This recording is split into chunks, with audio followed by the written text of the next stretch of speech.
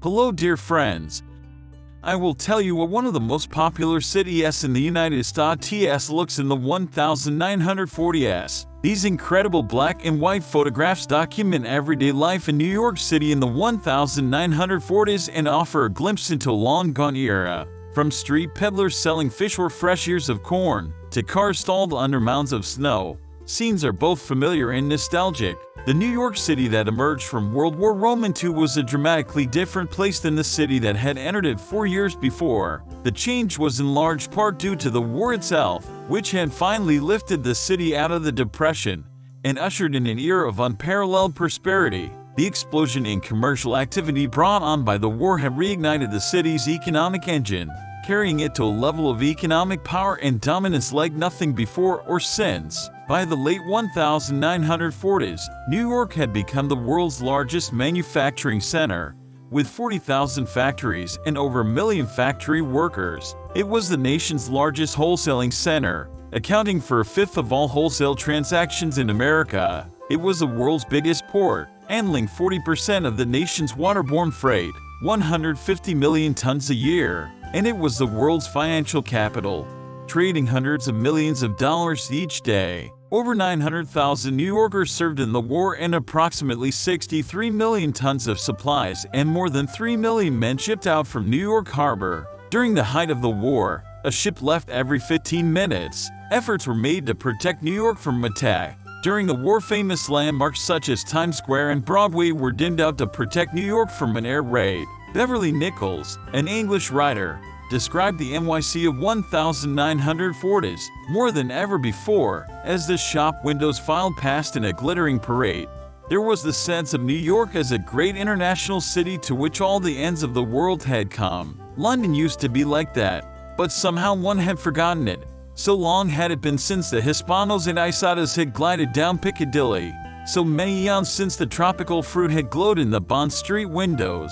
Coming from that sort of London to America, in the old days, New York had seemed just American, not typical of the continent, maybe, but American first and foremost. Now it was the center of the world. Immediately after World War II, New York City became known as one of the world's greatest cities. However, after peaking in population in 1950, the city began to feel the effects of suburbanization brought about by new housing communities such as Levittown, a downturn in industry and commerce as businesses left for places where it was cheaper and easier to operate, an increase in crime, and an upturn in its welfare burden, all of which reached a nadir in the city's fiscal crisis of the 1970s, when it barely avoided defaulting on obligations and declaring bankruptcy. As many great cities lay in ruins after World War II, New York City assumed a new global prominence. It became the home of the United Nations headquarters. Built 1952, inherited the role from Paris as center of the art world with abstract expressionism, and became a rival to London in the international finance and art markets. Yet the population declined after 1950, with increasing suburbanization in the New York metropolitan area as pioneered in Levittown, New York. Midtown Manhattan, fueled by post-war prosperity, was experiencing an unprecedented building boom that changed its very appearance. Glass and steel office towers in the new international style began to replace the ziggurat-style towers, built in wedding cake style of the pre-war era. Also rapidly changing was the eastern edge of the East Village close to FDR Drive. Many traditional apartment blocks were cleared and replaced with large-scale public housing projects. In Lower Manhattan, urban renewal began to take shape around 1960. Led by David Rockefeller's construction of the One Chase Manhattan Plaza building. In a built-out city, construction entails destruction. After the old Beaux Arts, Pennsylvania station was torn down, growing concern for preservation led to the 1965 Landmarks Preservation Commission law. The city's other great train station, Grand Central, was also threatened with demolition but was eventually saved. Meanwhile, New York City's network of highways spread under the guidance of Robert Moses, with consequent increased traffic congestion. But the defeat in 1962 Moses' planned Lower Manhattan Expressway by community activists led by Jane Jacobs was an indication that Moses would no longer have the free hand he had enjoyed in the past.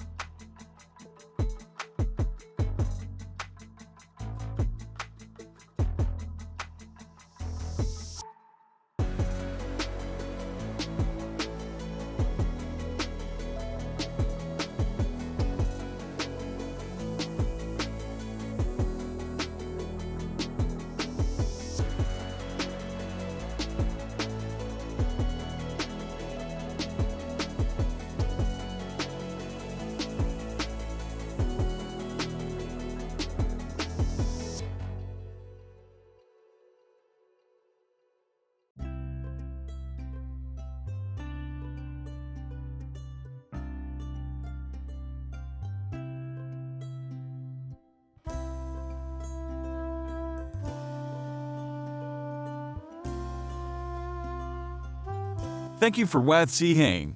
Leave a like so I would look further for exclusive photos from the past. You can look at other interesting videos on my channel.